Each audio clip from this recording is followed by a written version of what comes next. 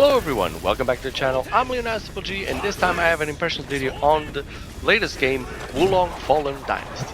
Now, Wulong Fallen Dynasty, so you know, it's a Souls-like, which means it's one of those games where you die a lot.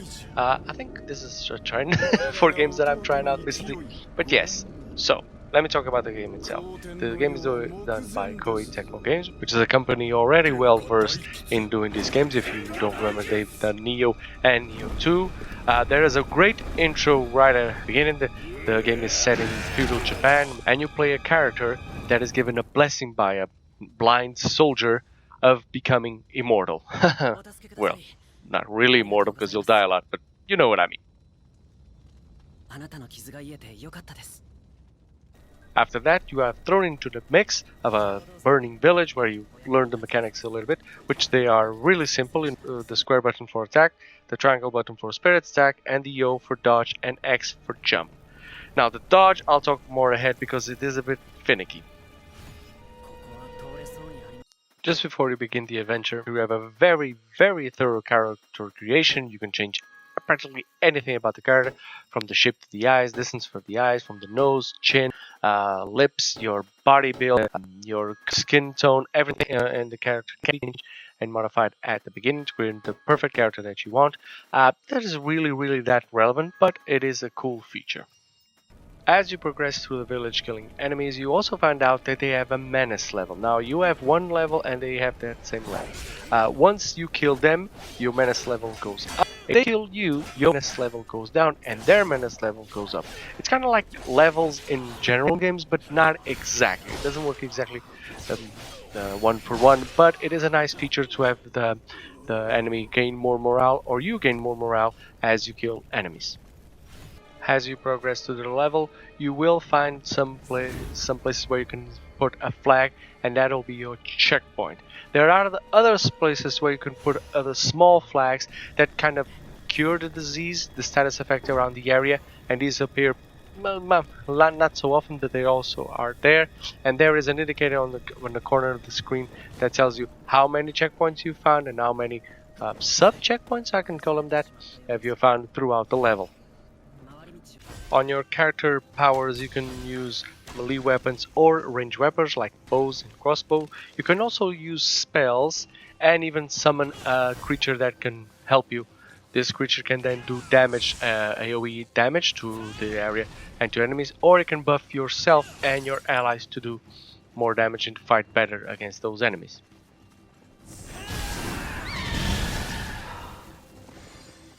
Now, the entire presentation is really good. You progress through these canyons a level. This is not an open world. You can turn back on some of those levels to find hidden shortcuts, or maybe you find a key and then you go back to open a certain gate. The usual mechanics. It's all very well presented. The animation is cool. The character design is great. The graphics are very good. But when it comes to gameplay, I found a few issues with it. Now, one of the issues that I hope I still have footage of is the camera. The camera jitters a lot. I can tell you right now that after playing this game for like an hour and a half or something like that, almost 2 hours, I was having headaches because of the jitter that the camera has, especially when you jump to higher levels. The character does a spin, and every time I did that, I was fighting the boss, so I had to, every time I died, I had to do this parkour, and every time the camera jittered, I know it just annoyed me a lot. It also annoys me a number of other things. First of all, the camera does not have automatic lock-on. Now, the camera says that it lock-ons once you use a melee attack, but it does not automatically lock-on once you encounter enemies. It doesn't give you one specific enemy for you to fight. So, especially in bosses, every time you start a level, you have to lock on to the boss, which makes no sense because this is the only enemy present, and you want the camera to be on all times to see, his mechanics, his moveset, and all that, and it's not. When you enter an area and there's a couple of enemies, you maybe see one in front of you, you want to lock onto that one, but if another one comes from the side and starts attacking you, you have to turn the camera around to do that. So it wasn't really organic to use the lock-on feature. I've seen games that use this a lot better, and the enemies kind of fall into that order that you can fight one-on-one. In this case, it doesn't. They attack you from all sides. The camera, because the camera doesn't lock on to your enemy or to the closest one, you sometimes miss the enemies and they can kill you. Not that killing happens a lot. Allow me to explain. Now this is a Souls-like, but traversing through levels is really easy. I mean, I haven't played a lot of roguelikes. I played like 2 or 3. One of them I had to play to the end because, I want to know what roguelikes were like, and I did finish it, and I even platinum, and I said, okay, this is not for me. But on that game, I kind of died, progressing through the level until I got to the boss. In this game, no. I kind of eased through the entire level until I get to the boss, and then in the boss I spent a lot of time. So if I told you that I played like 1.5 hours, maybe 2 hours, at least 80% of the time was the boss. 20-30% maybe was just going through the level. And I'm not like running through the levels, which you can do, of course, once you know where the boss is and everything is. You can just speed run in, and I know a lot of speedrunners do that. But this is not the case. The case was just, the enemies were really weak or really simple to fight, and then you get to the boss, and there's this massive spike of difficulty that you cannot pass no matter what you do. You have to spend a lot of time trying to figure out what the attacks are. You have to spend a lot of time just defending. The first 30 minutes or 20 minutes fighting the boss, you're just defending, trying to figure out what the attacks are and what's the ones you can dodge or deflect and attack. And this comes to my second and biggest problem. The button to dodge and deflect is the same button. So you can either deflect and give a small attack to the enemy, or you can dodge and get it out of his way completely. But you don't really know which attacks you can deflect to attack and deflect to dodge. So you do have a signal that the boss is going to make a huge attack, a telegraph attack. He turns all red and you say, okay, this is going to be a big attack. This is where you have the, the high risk, high reward kind of moment.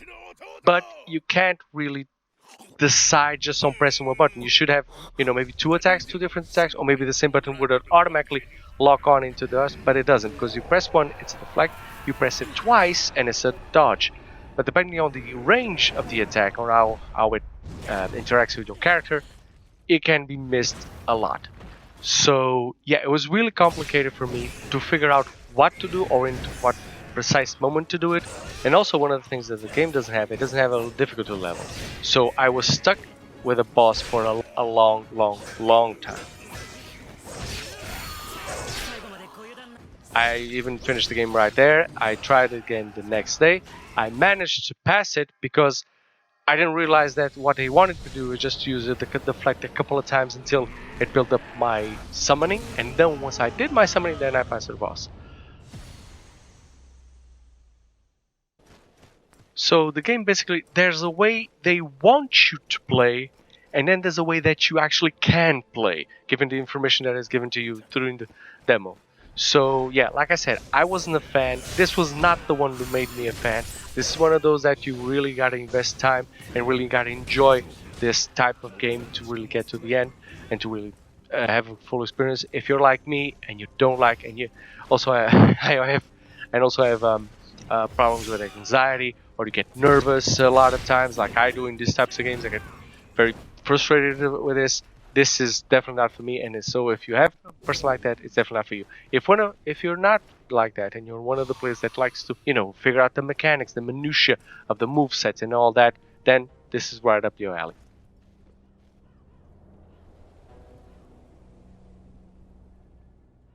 So, in conclusion, the game has good aesthetic, it has a great setting, it has good combos, but you suffer from anxiety. This is not for you. The game is out now. The demo is on the PlayStation Store if you want to try it out. And if you like this video, please comment below, do a like, and consider subscribing. And as always, have a great game, guys.